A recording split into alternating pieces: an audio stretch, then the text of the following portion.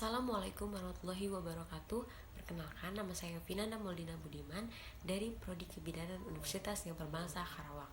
Sebelumnya, puji syukur kehadirat Allah Subhanahu wa taala yang telah memberikan kesempatan saya hari ini untuk dapat memenuhi tugas dari mata kuliah Bahasa Indonesia, yaitu menceritakan sebuah dongeng.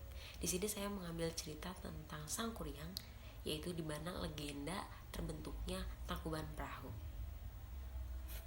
Alkisah, pada zaman dahulu ada seorang putri bernama Dayang Sumbi.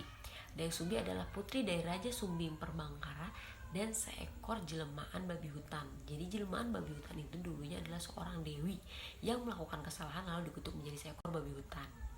Dayang Sumbi itu adalah putri yang terkenal kecantikannya, sehingga banyak pangeran dan raja-raja memperebutkan Dayang Sumbi untuk dijadikan permaisuri. Akibat kecantikannya ini, banyak kerajaan yang melakukan perselisihan melalui pertarungan, peperangan untuk mendapatkan Dayang Sumbi. Saat itu Dayang Sumbi merasa sangat sedih dan meminta kepada ayahnya untuk diasingkan ke hutan.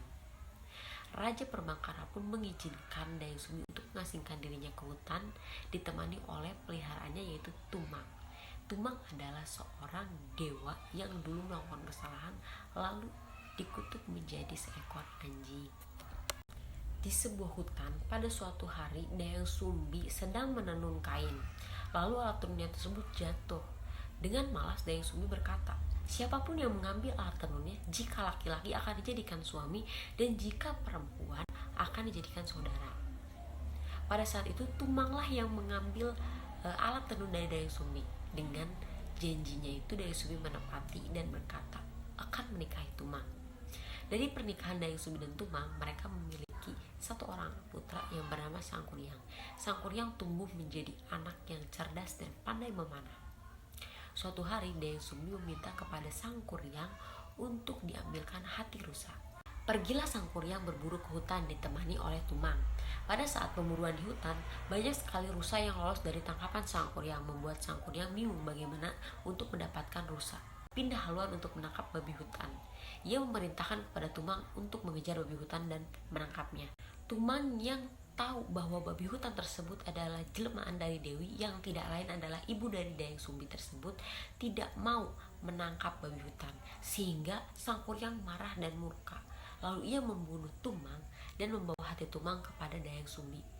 Dayang Sumbi yang tidak tahu kalau anaknya membunuh Tumang, memasak hati tersebut dan menyantapnya bersamaan dengan Sangkuriang. Pada saat itu Dayang Sumbi bertanya, di mana Tumang? Dengan rasa takut, Sangkuriang menjawab bahwa hati yang Dayang Sumbi masak itu adalah hati daripada si Tumang. Pada saat itu Dayang Sumbi terkejut dan marah. Ia memukul dan mengusir anaknya. Sangkuriang merasa sakit hati. Ia pun pergi ke hutan untuk berkelana. Setelah melakukan hal tersebut, Dayang Sumbi merasa sedih dan bersalah. Ia pun meminta dan berdoa kepada dewa setiap hari agar dipertemukan lagi kepada anaknya. Dengan itu dewa memberi anugerah kepada Dayang Sumbi, yaitu berupa kecantikan yang abadi. Di lain tempat, Sangkuriang terus berkelana dan memperkuat kesaktiannya, sampai tanpa ia sadari ia kembali lagi ke tanah kelahirannya lalu bertemu dengan ibunya yaitu Dayang Sumbi. Satu, Sangkuriang tidak mengenali Dayang Sumbi. Sangkuriang yang sudah tumbuh besar dan Dayang Sumbi yang semakin cantik. Hingga saat itu mereka pun menjalin kasih. Pada suatu ketika Dayang Sumbi sedang membelai Sangkuriang, ia menemukan bekas luka. Lalu Sangkuriang berkata bahwa luka tersebut adalah luka yang dibuat oleh ibunya ketika ia masih kecil. Dayang Sumbi yang menyadari hal tersebut langsung mengatakan bahwa ia adalah ibunya. Tapi Sangkuriang tidak percaya. Karena gelap mata dan nafsu, ia bersikeras untuk menikahi ibunya. Dayang Sumbi yang telah mengetahui bahwa Sangkuriang itu adalah anaknya tidak mau melanjutkan pernikahan, membuat Sangkuriang marah. Dayang Sumbi yang bingung untuk menjelaskan dan menolaknya pun membuat permintaan kepada Sangkuriang, yaitu untuk dibuatkan danau dan perahu yang besar. Saat itu Sangkuriang pun menyetujui permintaan dari Dayang Sumbi untuk dibuatkan danau dan perahu yang besar. Saat itu Sangkuriang pun menyetujui permintaan dari Dayang Sumbi. Dengan kesaktiannya, Sang Kuryang dibantu oleh para jin untuk membuat danau dan juga perahu untuk Dayang Sumbi. Dayang Sumbi yang mengetahui kerja Sang Kuryang sangat cepat, dan ia menyadari bahwa Sang Kuryang akan menyelesaikan sebelum waktu yang ia tentukan, yaitu sebelum terbit matahari. Dayang Sumbi merasa takut lalu berdoa agar usaha dari Sang Kuryang ini gagal.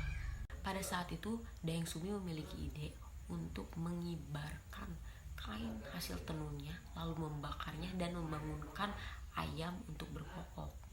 Para jin yang membantu Sang Kuryang menyadari hal tersebut dan mengira bahwa fajar akan tiba. Mereka pun berhamburan pergi, meninggalkan Sang Kuryang yang belum menyelesaikan tugasnya.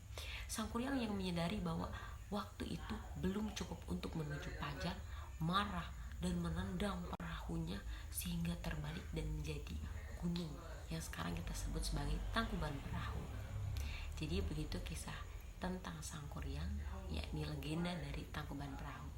Mohon maaf apabila ada kesalahan. Wassalamualaikum warahmatullahi wabarakatuh.